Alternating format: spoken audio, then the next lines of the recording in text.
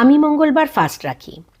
মুম্বাইতে যখন থাকতাম তখন আমি শিখেছিলাম সাবুদানার খিচুড়ি, আর এখন সময়ের সাথে সাথে আরও অনেক কিছুই ব্রতর খাবার বানানো শিখে গিয়েছি। সেই রকমই একটা রেসিপি আজ বানাচ্ছি। আমি নিয়েছি 2 কাপ সামাক রাইস আর হাফ কাপ ড্রাই রোস্টেড সাবুদানা। একসাথে গ্রাইন্ড করে নিয়ে আমি একটা মিক্সচার রেডি করে স্টোর করে রাখি। তারপর এই ফাস্টিংয়ের দিনগুলোতে এক এক দিন এক একটা রেসিপি আমি এই মিক্সচার দিয়ে বানিয়ে নিই। সেই রকমই আজ বানাচ্ছি ধোসা।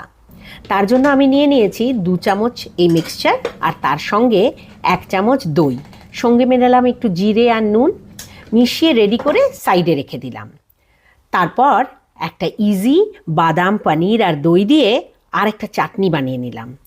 এই চাটনিটার মধ্যেও একটু নুন মিষ্টির জন্য আমি গুড় আর নুন আর একটু লঙ্কা দিয়ে দিয়েছিলাম। চটপটা চাটনিটা খুব ইজি তৈরি হয়ে যায়, খেতে কিন্তু খুব ভালো।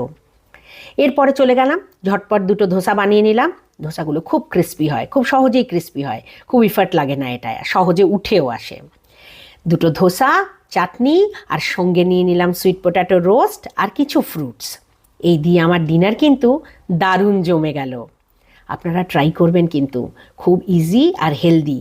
ব্রতের দিনগুলো খাবারটা খুব ইন্টারেস্টিং লাগে, ব্রত করা কোনো ব্যাপারই না তখন। আপনারা ট্রাই করে আমাকে জানাবেন। তাহলে আজ চলি, টাটা।